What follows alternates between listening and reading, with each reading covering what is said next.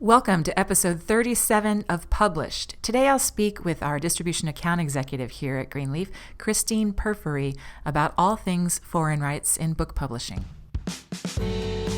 Welcome to Published, a podcast by Greenleaf Book Group, where we'll discuss the ins and outs of the publishing industry, from writing a book and finding the right publisher to gearing up for a book launch. And now, here's your host, Greenleaf Book Group CEO, Tanya Hall. Welcome back to Published. In today's episode, we're talking about the often mysterious world of selling foreign rights. This can be a really fun thing if you can get some momentum going on it, because seeing the book translated and in someone else's interpretation of the cover as well is just plain fun, as you will hear Kristine explain. And it's also, in a sense, found money, especially if you're working with an agent who's doing a lot of the legwork for you. Of course, you pay for that, but to be able to translate your book into other languages and be paid for that can add a nice stream of income to your work. So let's get into the interview. All right, Kristine, welcome to Published. Thank you. Thanks for having me. Yeah, we're happy to have you today. So why don't you start by telling us a bit about your background and what you do here at Greenleaf? Sure. So I have worked in publishing for about 8 years now. I actually started as an intern and then began my career with Greenleaf right out of college as a member of the distribution team. At that time, I did a lot of the background work for titles, working directly with our vendors in our warehouse, which gave me, I think, a great foundation for what I do now. So now I am a distribution account executive, which means I help guide authors through the distribution phase of publishing their book. This includes making sure their book is widely available from all of our retail wholesale partners, as well as securing promotional opportunities in places like airport bookstores and helping with any questions they have along the way. As my role at Greenleaf grew and evolved, I took over also managing our foreign rights program. So that means I help facilitate all of our authors' foreign rights deals, meaning I work with foreign publishers to review our books and negotiate deals for them, and kind of just work as a general liaison or foreign rights agent for our authors to help them sell their foreign rights. Awesome. And yeah, that's a super fun part of the business, because it's really interesting to see how these books come back in another language, because they not only are they being translated, but they usually get a different cover. Not always, but usually. And it's just neat to see how one culture interprets something very differently.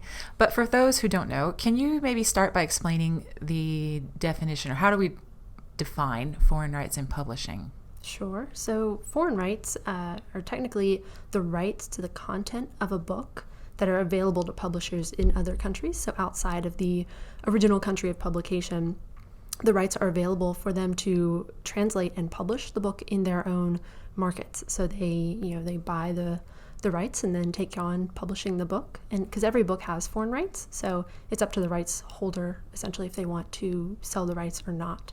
But foreign rights works like traditional publishing. Mm-hmm. So it's very much follows that same model of an advance in royalties, etc.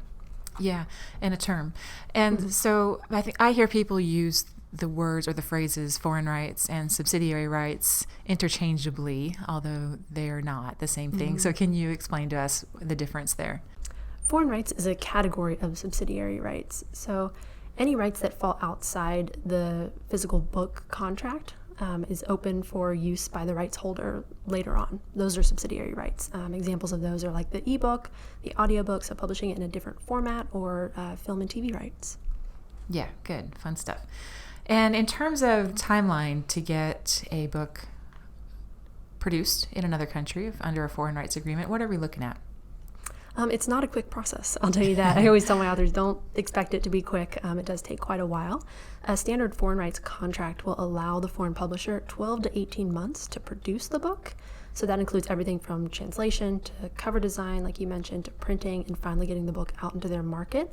However, on the front end, there's also the review process and the negotiation of the contract. So that can usually take anywhere from 1 to 6 months as well.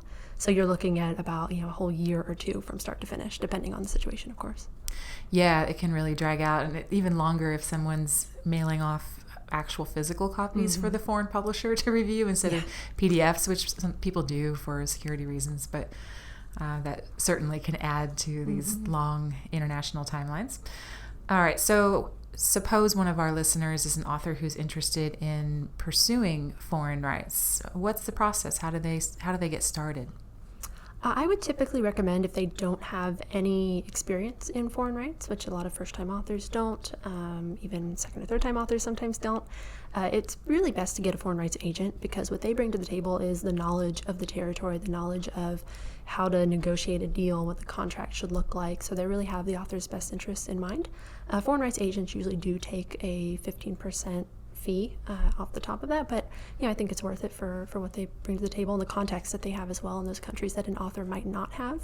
However, if they do, I have worked with authors in the past who keep their handle their foreign rights in-house, either themselves or someone on their team who maybe has those contacts in the publishing industry in countries that they're interested in targeting. Yeah, and sometimes people bristle at that. Oh, I don't want to give up 15% of my deal, but I heard someone put it a funny way once. I'd rather have 15% of the gold than 100% of the shaft. In other words, there's a good chance you come up empty if you're trying this on your own, because it is it's a pretty nuanced network of folks who do this work. And you also want to make sure that you end up in good hands, because there are some publishers, for instance, in countries that don't subscribe to the Berne Convention and don't therefore agree with how we define copyright. You put yourself at risk for selling the rights to them, and then in their interpretation of ownership, they can resell it into other territories, and suddenly you're competing with a publisher you sold rights to. I've seen this happen, not with our authors, but I've heard horror stories. And in terms of the deals that you've seen, that you've negotiated back and forth, as you mentioned, these are typically very similar to a traditional publishing deal model. So there's a term to these deals where the publisher, your rights revert back at the end of that term. And what does that term typically look like in your experience? Yeah, for most standard contracts that I've worked with, the term tends to fall at about 5 years. But of course, that is something that can be negotiated in that process with the foreign rights publisher, because I've seen it negotiated down to 2 or 3 or even upwards to 8 or 10 years. But the standard I've seen across the board mostly is 5 years. And then, like you mentioned, once that term is up, the rights do revert back to the original rights holder. So that means at that time, the foreign publisher can choose to renew. So they can reach back out and say, hey, this book did well for us, we want to renew. And then again, they would start the process. So you would get another contract in place, you'd have another advance. Or if they don't renew, then, like I said, those rights revert back, and then they can be sold again to another publisher. Yeah, okay. And in terms of the types of books that, quote, travel well, what's your experience there? Is there a certain genre that it's easier to sell to foreign markets? Not in terms of genre, I haven't seen. More so, it's about the content of the book. The content, like you mentioned, has to travel well. It has to appeal to the different countries, and it also has to translate well. There's some, maybe humor books that just don't translate into another language right. It's made for American humor and can't be translated into Chinese. But so I would say the content of the book is more important rather than fiction or nonfiction, because we've sold rights deals across the board, fiction, children's, nonfiction. So it really has to be the content has to resonate and be one that a foreign publisher is interested in. They know their market best. They know what sells well for them, so they are open to reviewing a lot of different books. Yeah, and just like in the States, they all have their own specialties in terms of content, of course. And by the way, there is a little section on foreign rights in my book, Ideas, Influence, and Income, if anybody wants to go a bit deeper on this subject. So Kristine, thanks again for joining us. Any final thoughts for our listeners regarding foreign rights? Sure. Like you mentioned earlier, that it's a really exciting process. So while it is hard, it's complicated if you don't know what you're doing or if you're just kind of starting out. But selling the rights is really fun. It's something really exciting when you finally get that final product, like you mentioned, with the cover redesigned in a completely different language. You might not be able to actually read the book, but it's a great showpiece to have. Yeah, it's a fun show and tell with your friends. Yeah, exactly.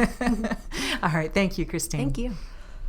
That's all for our episode today. We hope you enjoyed learning about foreign rights. And for notes and resources from today's show, go to greenleafbookgroup.com/episode 37. You can also find advice for writing, publishing, and promoting your work in my book, Ideas, Influence, and Income, which you can learn about at ideasinfluenceandincome.com.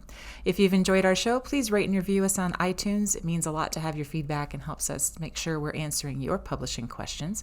A big thank you to Eleanor Fishborn, who produces the Published podcast. We'll be back next month with another new episode. Thanks for listening to Published. To learn more, please visit greenleafbookgroup.com. And remember to subscribe to this podcast on iTunes.